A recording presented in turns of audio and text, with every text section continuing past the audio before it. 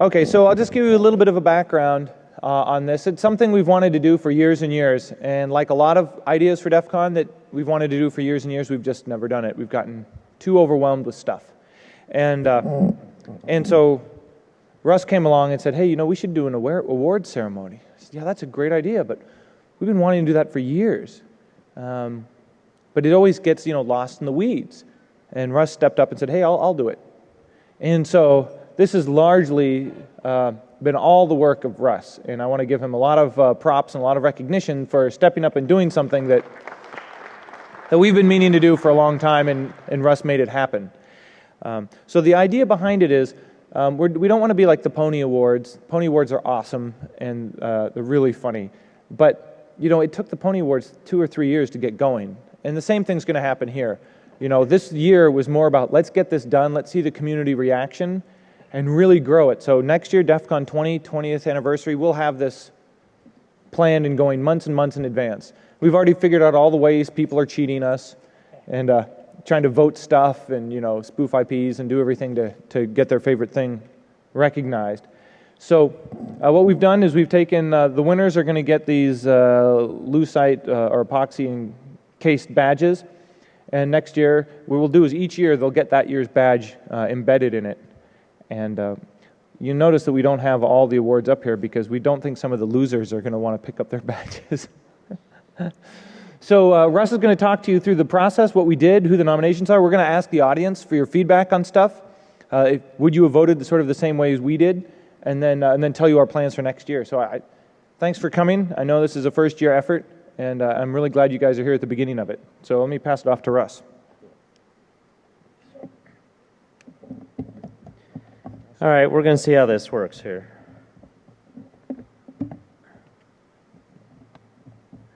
Cool. Where's that? Oh, shit. Let me get it.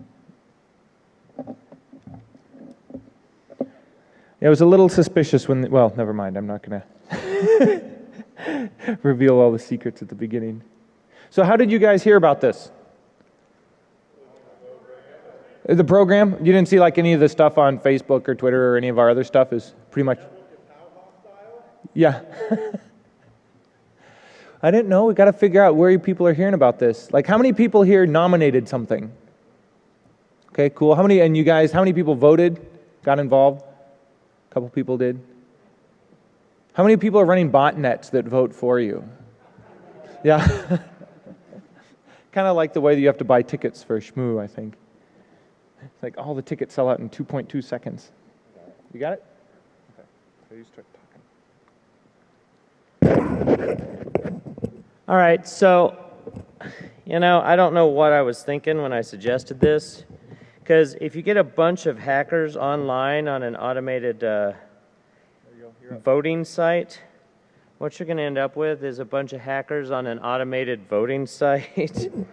And so this didn't work out nearly as well as I'd hoped, so I just go with this. We kept this really simple so you could see what we're doing. The goal here was to give the community a voice, right? So we really wanted to allow everybody to talk about some of the best stuff that's out there in areas that we're interested in, and also, you know, highlight some of the crap that happens out there, you know, embarrassed by people talking to the press, writing stories, doing dumb stuff, making us all look dumb.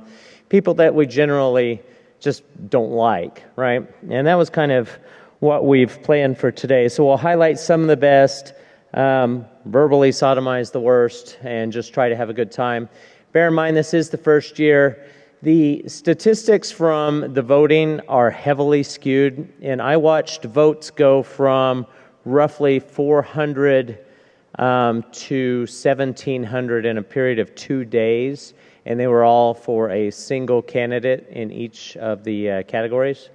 And so we assume that there was some monkeying around going on there, so we've had to insert our own level of logic into this as well. The categories are worst coverage of security and hacker issues by media, person, or an outlet. So, you know, I know we've all seen some good stories, we've seen some bad stories, we've seen some ridiculous stuff, and we'll cover a little bit of that. We've got the most interesting malware innovation. There shouldn't be a whole lot of surprises there, but there were a couple of good ones. Best privacy enhancing technology. What has impacted your ability to maintain your own privacy and security on the net while you're operating? We have the best open source software response to an attack or method. What have people done to try and help the community out with that? And this was one of the areas where we got kind of hit with that voting thing. We also have the best author and story that captures the hacker mindset. Now, being the overly prepared person that I am, I don't have slides for those last two categories, so we'll just talk through those. And then for Security Charlatan of the Year, we've got Jericho from attrition.org that'll come up and talk a little bit. He's got all the statistics. He also knows the votes that were skewed, which direction they went, that kind of thing. And he can give you an idea of how he made that decision. We tend to leave the charlatan thing strictly up to him because he does a lot of research in this area, and he was actually surprised by some of the nominations himself. So for the nominations on worst media coverage, we had a bunch of nominations, but what people don't realize is if you give us a name and you don't give us a link so we can read the article or watch the video or any of that, it doesn't do us any good at all, right? So you can tell us that, hey, my local NBC station posted a story and it was really stupid. Well, that's great, but I've got nothing to look at, right? So out of all of them that we got, we have two that were fairly significant. We have Ben Grubb, who's a reporter for the Sydney Morning Herald. Now, for this particular guy, his editor actually contacted me first once the nominations first went out, and she apparently thought it was kind of funny. She had decided to write another piece talking about it. Ben was actually arrested at a security conference, AusCert, in Sydney or somewhere in Australia. Yeah, and so his iPad was confiscated by the police, and it had all of his anonymous contacts information on this iPad. And so there was a lot of controversy about how easily he gave that up, and so his editor wanted to write a story up about it, and then I started getting emails from Ben himself. He's like, dude, what the heck? I'm like, I didn't nominate you. You're getting freaked out at me. He said, well, how do I rebut this? How do I defend myself? I'm like, write something else. Try and fix it. So he's on there. And then we have Fox 11 that has done a really interesting piece on Anonymous. And I'm going to play just a quick video of that now so you can see what they've said, since I have now hosed that. Let me see if I can find my browser again. Review later. All right. Can you guys see this? I just upgraded to Lion today. That was a really bad thing to do because your trackpad quits working the way you'd hope.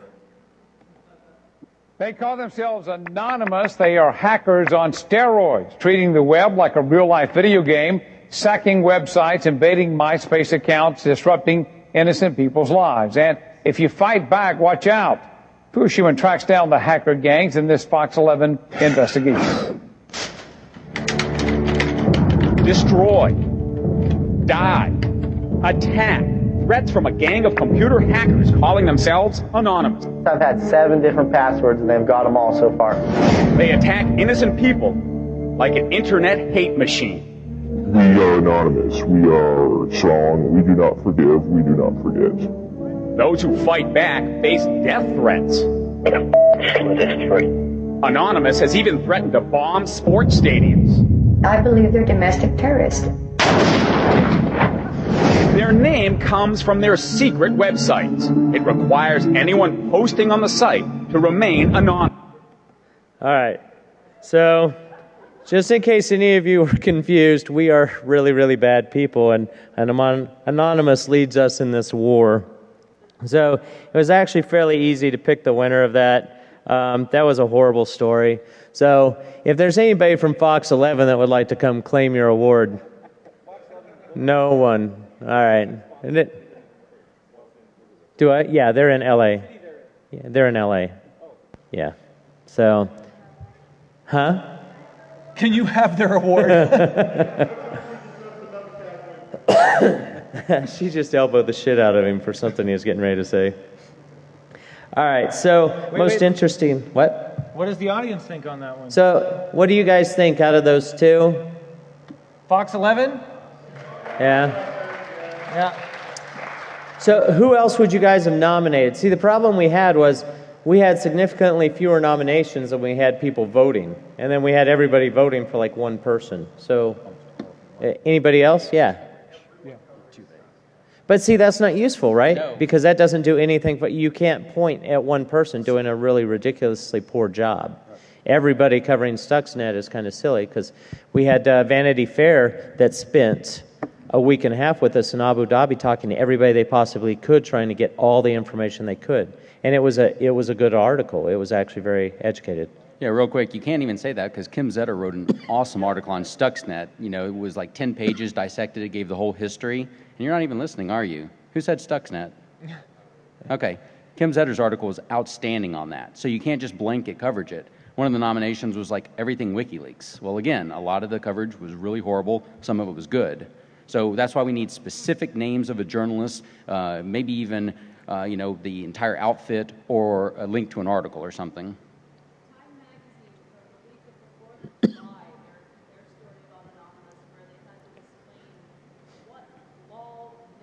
Oh.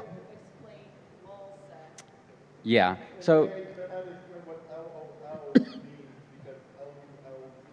again, but consider the source. You know, who are they writing to? They're writing to a bunch of people that have never seen that. And yeah, if they start throwing in this jargon, it becomes very difficult for the reader to follow. So that's kind of a necessary evil. You know, maybe they went too far with it. Maybe they explained it horribly. Then it would fall in that category. Yeah, I think Fox is the clear winner. Yeah. Yeah, it was as dramatic as my 16-year-old daughter. What was that? Oh yeah, the Louise boat. That's another good one. Those are the kind of things that we need, you know, when you submit that and a link to that would be perfect. That's a great nomination. That was far better than about 90% that we got. That one's actually interesting. That's not so much poor journalism. That's just kind of interesting research that is questionable. Yeah, you know, not very well backed. That falls in the category. We'd love to get that kind of nomination and consider it, though. Yeah, so next year, try to get involved in this if you can. So nominations for most interesting malware. We had a bunch of stuff on this. I would like to point out that we had 5 nominations that turned up in every single category, regardless of what the category was. Apparently, Batman and Jacob Applebaum are important enough to the security world that they were in every single one of the categories. Bill Gates was in every single one of the categories. I didn't realize he was still that relevant. But what we ended up with was the top 2 are legitimate. Okay, these are interesting pieces of malware. We have Stuxnet. Everybody's heard about Stuxnet. You've read good articles. You've read bad articles. You may have heard all the different rumors of how it was spread and that kind of thing. And then we have Bitcoin Jacker. It's everybody knows what Bitcoin is, right? We're trying to create some kind of digital currency, and somebody wrote a Ruby script where you could basically screw up the entire economy with this. And then we have, like, you know, dumb stuff, SQL injectors. You know, if I'm a pen tester for a legitimate security company and I'm doing this to try and figure out how vulnerable my databases are and that kind of stuff, that's not technically malware, right? Firesheep. These are things that aren't necessarily malware, and they're certainly not as interesting as, say, Stuxnet and Bitcoin, which made an impact in the rest of the world. Do you agree with that? Okay. Well, let's get the audience's vote. Who would they go for? Okay, so yeah. Too late. What do you guys vote for? What do you think? Stuxnet. Any others that you would have nominated? Or is there a single vote for the other one? So, yeah, so Stuxnet won that. If the author of Stuxnet is here, you're welcome to claim your trophy. We'll be around afterwards, so if you'd like to just meet us in the hallway, you know. Yeah. You and your whole team can come up. No feds involved. Same thing. Yeah, and I think Stuxnet also won at the ponies. Yeah. Because no other malware has gotten such international coverage from the top level political all the way down to the trenches with the technical guys. I mean, it was... Yeah, it scared the shit out of everyone. Yeah. Yeah. And the authors were shy at the ponies and didn't show up there either. Yeah. Maybe they're just waiting. You know, they wanted to make sure they had clean sweeps. They wanted a Clean sweep, yeah. Yeah. All right, so best privacy technology. Again, we had some stuff on here that was technology and stuff that was not. ACLU lawsuits, not technology. All right, I put it on there because it's interesting. Anyone ever use the Teuton plugin for Tor? It's a Tor plugin to make it easier to use.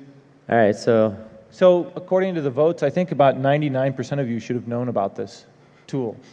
yeah, How strange. this is one of those that was obviously slanted towards one particular category. And then we have Tor. Everybody knows what Tor is? Yep. Okay, most of you know what Tor is. There's some very deadly silence. So you're either dead or you're sleeping. Yeah, exactly. We have Moxie's Whisper Systems. He's done some really good work. We have datalossdb.org, which Brian's actually involved in. And I already said it shouldn't win. It's a neat project, but it's definitely not fitting the bill here. Yeah, and then we have, your normal junk nominations like unplugging your box, which that's a technique, not a technology. That's as non-technical as you can get. And then IPv6. So what would you guys have voted on this one? Okay, so between the Tor and the Whisper systems, what do you think?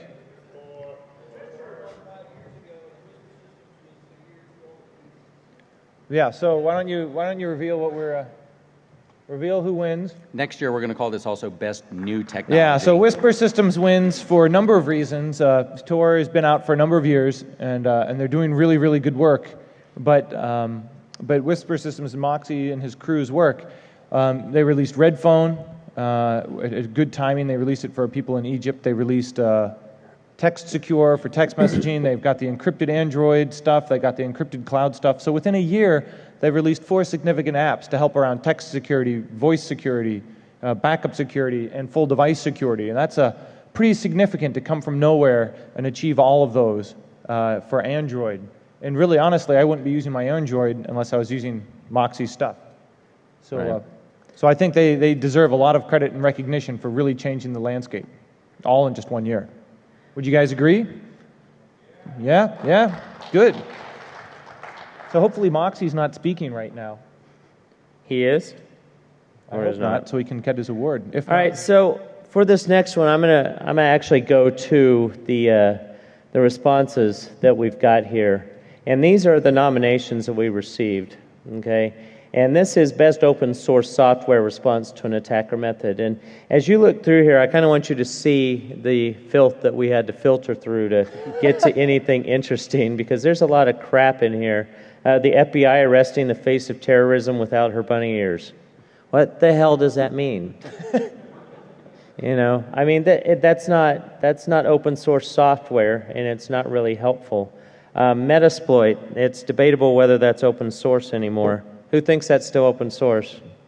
Metasploit is. They've got Metasploit Pro, which is not. Right. Bill Gates. Bill Gates is, like I said, Bill Gates showed up on every single one of the categories. That's not helpful. Defeat lame web scanners with Web Labyrinth. And that may actually be useful, but update WordPress. A bunch of, and again, Moxie shows up here as well. GR secured, SQL map, Backtrack. Backtrack was actually a fairly strong response, and since they just released a new version last summer, they're still working on that. Stop trying to copy the Pony Awards showed up in every category as well. And I was going to post the IP addresses on every one of these, but it's like somebody up in the front said, they're all probably coming from Tor nodes anyway, so some poor grandmother is going to get run over by people ticked off at people trying to be silly. Jacob Applebaum, he's on every one of them. OWASP was actually a very interesting one. Okay. But how do you really feel? Batman, again, Batman is very into computer security. So who would you guys have voted for?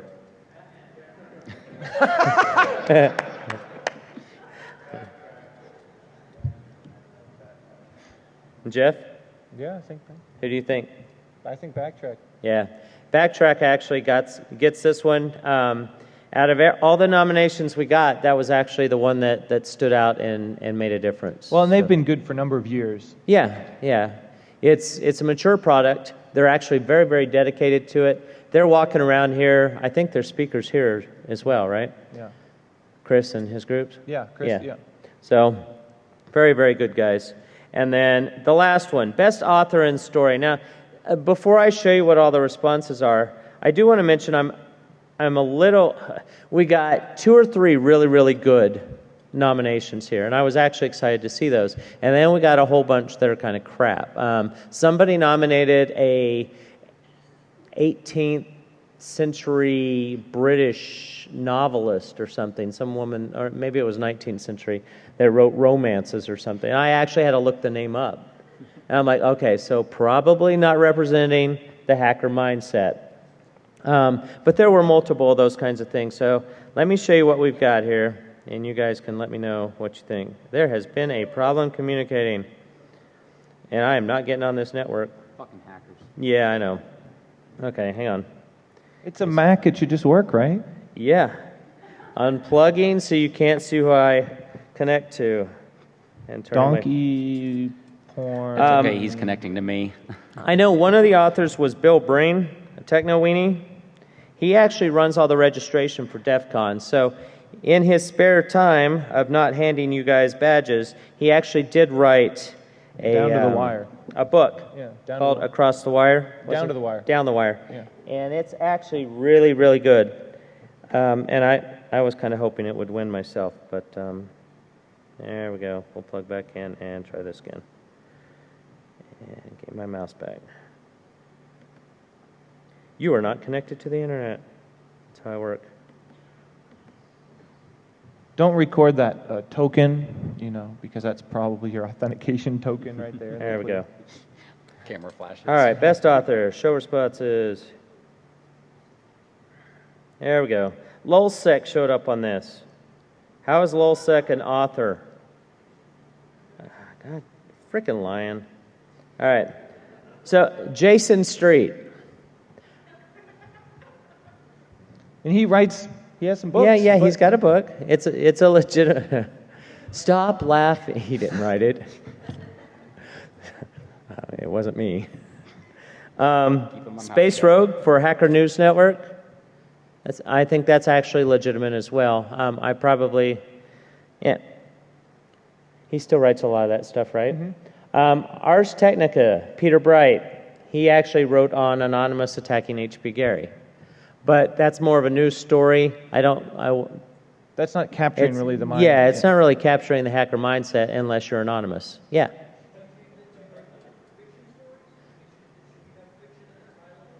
It could be either. So it could be like Stephen Levy's book Hackers. Or it could be Bruce Sterling's book like Cypherpunk. Right. Something like that. We had a lot of votes for Mark Rusnofovich, Zero Day. Yeah. Yeah, and that was actually a legitimate nomination. We also had Bill Gates on here. Down the Wire by William Breen. If you haven't read that one, I would check that one out. It's actually really good, and it's not that expensive either. Is that a good article? Patrick Gray? Yeah. I got to figure. Yeah, Patrick Gray for his coverage of Lulsec. Honestly, I got a little bit tired of the Lulsec and anonymous stuff in the nominations. I think it's a little bit overdone. Patrick's great. His piece is very different. Is it? Is it good? He stands out and basically says a lot of what people are thinking. Okay. And Kevin Polson, who does a lot of technology writing as well. I haven't read any of his stuff recently, so. Well, that's another one where you would need to specify author and work because, Kevin writes all kinds of articles and books. So, Kevin Polson's new book is outstanding, and so that one would definitely be up here. Yeah. But, maybe just a mundane article on something else wouldn't. Okay.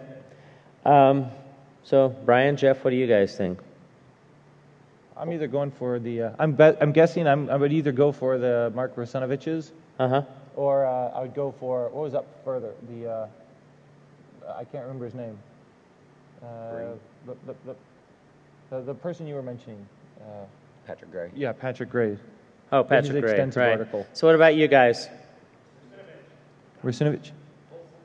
Polson, as a total contribution, Polson's total body of work, you're thinking? Kingpin. The new book, Kingpin?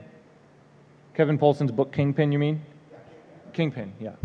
Yeah, Okay. Kingpin, I would say it's between those two. You know, I even like the Fatal System Error by Joseph Menn was really good, but that was also more like an investigative piece that tracked the cat and mouse, and it was less about the mindset, and it was more about, you know, the sort of police procedural of chasing down the bad guys. All right. So 0 Day or Kingpin? Let's see, show of hands. 0 Day? Kingpin? Yeah, That's it close. looks like it's kind of pretty close. Do what? I think it's pretty close. Kingpin, I think, is edging them out. Okay. All right. Yeah. So we'll give that to Kingpin. And I haven't seen Kevin this year at all.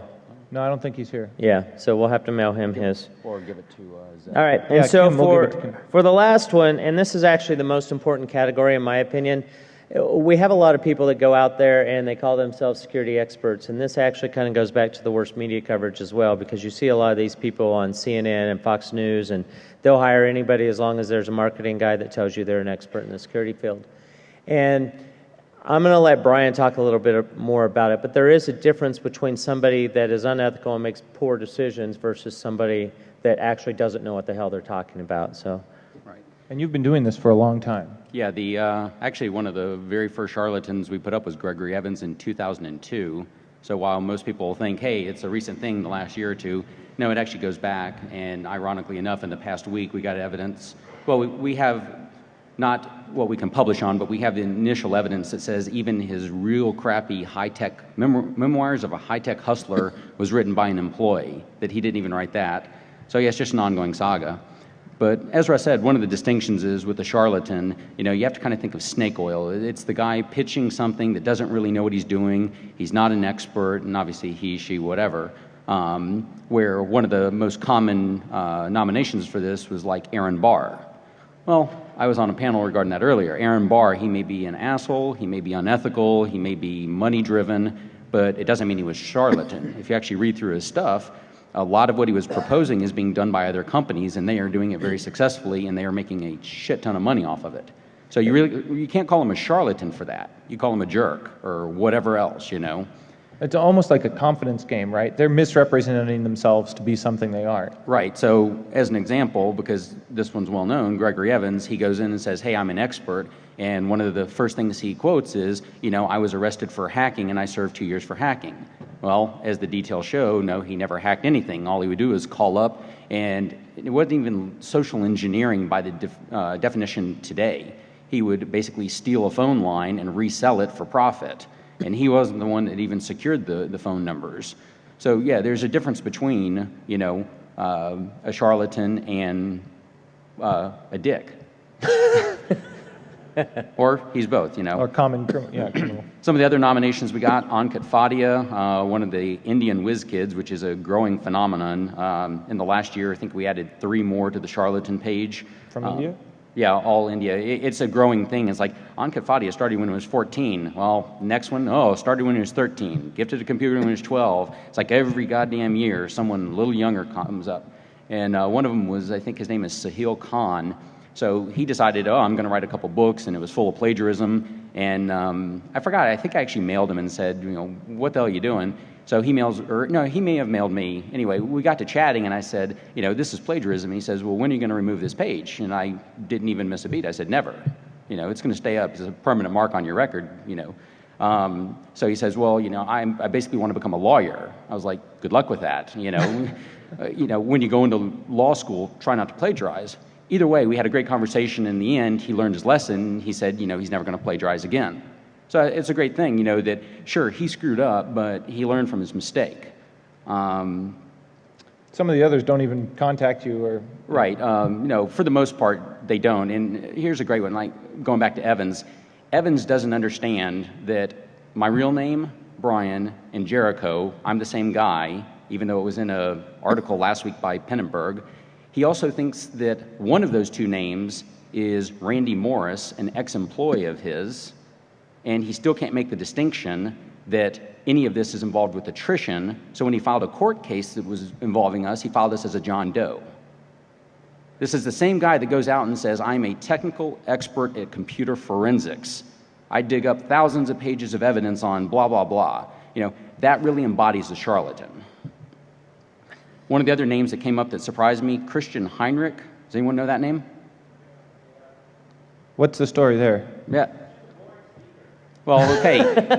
Oh, hey, that could be another category next year, Yeah. boring speaker. So is he just a boring speaker or is he a charlatan?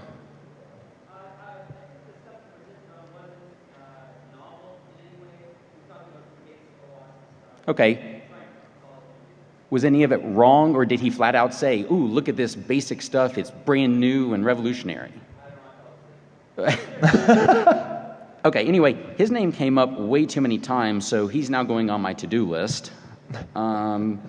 You don't want to be on his to-do list. No. Yeah, we had Greg Hoagland from HB Gary. Again, he might be an asshole. Yeah, he definitely is an asshole. He's the one that threatened a legal injunction against Aaron Barr for speaking on the panel earlier. Fucker. HB Gary, same thing. Applebaum. Legat Security, I guess. Yeah, Legat, same thing. A few others. Sony, RSA. Again, there's Pony Awards, Julian TSA. Yeah, Julian on there. Oh, one other one, like HT Bridge. That's another recent addition. And that one's kind of interesting. HT Bridge, they're a company out of Switzerland, and they got some really stupid shit on their webpage. One of them is, hey, you can trust us because we are Swiss, which means we're vendor neutral. Wow, okay. So it starts out like that, and then the actual errata is that they publish these security advisories that if any of you kind of close your eyes, drink a bottle of vodka and puke, it's about the same quality. Real light on technical details, all kinds of mistakes in them. I posted their page, and one of their leaders emails me and says, oh, I am completely surprised at your article. I was like, you're surprised despite me tweeting to you 3 times directly that I was publishing this 2 weeks in advance? Or, and I counted them up, it was like 18 replies over 9 months on bug track that you ignored. How did you really miss that I was onto this, So anyway, he mailed me, it was long, whatever. I made a couple corrections on my errata. I was like, okay, I'll give you that one. That might be a vulnerability. I mailed him back. He mailed again. I haven't read it. I was just like, at some point, I don't know. Call me selfish, but dealing with that kind of bullshit, it really eats at your soul. So anyway, we have all those. That's another category, bullshit soul eater. Yeah. So is this a visceral vote, like who caused you the most psychic pain? Oh, man. Or is this a vote on who caused the community the most misdirection and done the largest amount of harm to the community? Well, this can also be a second fun break-off. Who was the most amusing to us? Who did we laugh at the most, So out of all those names, for any reason, who do you think would be the charlatan of the year? Is there anyone who thinks it's anyone other than Evans? Cricket. Oh yeah, Ankit Fadia, whatever. So one more fun story. He used to publish where he was going to speak. And by the way, he gets up to $25,000 to speak on stuff that is mundane. I mean, just boring, simple Security 101 crap, and it's hype. One of his talks begins with, do you use Gmail? Don't. You're vulnerable. Do you use search engines? Don't. You're vulnerable. That kind of thing. It's all FUD. So anyway, he publishes a list and he says, I'm speaking at so-and-so in Denver, Colorado, where I live. And I was like, ooh, that's a mile from my house. So I warned him. I said, Ankit, when you come to Denver, I've got questions for you, and I'm going to ask them. So I went down to the restaurant. Nice cold night. I'm standing in the lobby waiting. And actually, I had dinner there. And I went downstairs, and I noticed that there's a Denver police officer standing outside. And I was like, this is kind of an odd place for you to be posted. He's like, oh, well, security for the private, party. I was like, great, Ankit called the police already. So I go back up to the lobby, I wait. 10 minutes later, the cop comes up, and apparently me asking him that triggered some, something in his mind. He says, why are you here? I was like, oh, I'm a journalist. I'm with Trish and Errata Project. I explained it, and I gave him a card and everything. And I just want to ask him some questions. He's like, are you going to hurt him? His feelings, maybe, I wasn't there to, actually hurt him. And so make him cry. Yeah, long story short, he called the police in advance and lied and said that I was there to assassinate him. Maybe verbally. Yeah, so the cop's like, well, because of that, you can't be in the lobby. I was like, well, I'm a paying customer. I just, paid $30 for dinner here. He's like, well, you're done. You need to leave. I was like, fine. So I went out and I waited out in the cold. And when I say cold, 10 degrees. It was the middle of the winter. I wait out there for 2 hours, watching everyone come out. I know what he looks like. Don't see him come out. Eventually, no one else is coming out of the restaurant. Finally, employees start walking out. Then the manager comes out. Why are you waiting here all night? So I explained to him. He gets all, in my face about this. I was like, look, man, I'm a journalist, ambush journalism, whatever you want to call it. And he's like, well, there's no one left in the restaurant. I was like, oh, thanks. That means that he snuck out the back alley like a rat. Appropriate. So yeah, I wrote all that up, and since then he hasn't published where he's speaking in advance. He's locked his Twitter feed, doesn't update his Facebook page. Again, there's the sign of a charlatan. Yay! Yeah, they run from you. They won't take any kind of constructive criticism or legitimate questions. Does anybody subscribe to his Twitter feed that made it in there, hasn't gotten locked out? The funny part is that a lot of these charlatans, they've actually blocked me, because once I figure out who they are and once we put them on the page, I'm a little vocal on Twitter. I will taunt them and I will call them names or challenge them. And so they end up blocking me, but they don't realize is that a month in advance I followed on a ghost account so that I can keep reading after they block. And that way, yeah, I still read Gregory Evans, I still read Joseph Black, I still read Fadia, you name it, I read their Twitter feeds. And it's, kind of fun to see what they have to say after all that. But the fact that they go in hiding, that's a good first step. So anyway, that was a fun story, sorry. Majority says Gregory D. Evans gets it. He promised he would be at Defcon. He promised he would buy one of the podcast crew dinner. He's a no-show. What the... Whoa. Don't get it. Shocker. Yeah. Long story short, he ended up flying to D.C. and conned Wall Street Journal into an article. Oh, brutal. Right. It took us freaking 2 months to get CNN to drop him as a speaker. So now I got to go start at the Wall Street Journal. One takeaway, please, if you see a charlatan, if you see someone suspicious like that, send me a mail. Just say it's to arata@attrition.org. Hey, this guy seems a little, out there. Gregory D. Evans spoke in this article. Even better, start sending feedback to these media outlets. Say, this guy's a quack, this is why, here's the evidence. And that's what Arata does, is we put up as much as we can that's fully backed with evidence. We try to make it as little opinion as possible. But we need help. We need more eyes. We just need submissions, just need a little more information, a little more push, and we can keep publishing it. Yeah, if you want to see the current charlatans that he's watching and the up-and-coming charlatans that he's got on his watch list, you can actually see those at his website. Yep, it's all it's online, and there is a third list that's the kind of to-do list. And as I said... You can help prioritize that list. Yes. So okay, so the winner. Gregory D. Evans by a landslide. Yeah. And since he's not here to take it, I will take his award... and I will put attrition stickers all over it, and I will mail it to him.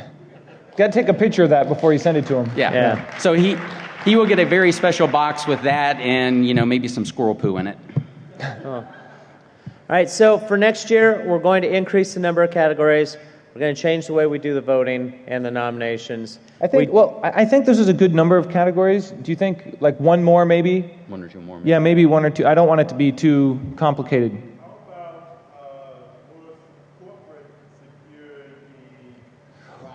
The worst corporate security response. Yeah, so for that, I think the ponies are doing a great job there. So I tried to stay more like open source, community oriented, and let the ponies do what they do really well, and we'll complement each other. Right. Ideally, these categories should be completely different from the ponies, and if you miss it, it's worth going to Black Hat for the ponies alone. It's a lot of fun. The guys that do that, they did a really great job. Yeah, so we're just trying to start ours up with more of a community twist. Right. And so with that said, we've got the awards. If any of the winners are here, we'll give it to them. Otherwise, we'll make sure they get delivered. And next year, we will announce a lot earlier, and we'll get you involved a lot sooner. And really look forward to you guys just spreading the word, and hopefully so for Defcon 20. We'll actually have it really going. Cool, guys. Thanks. We appreciate your time. Thanks.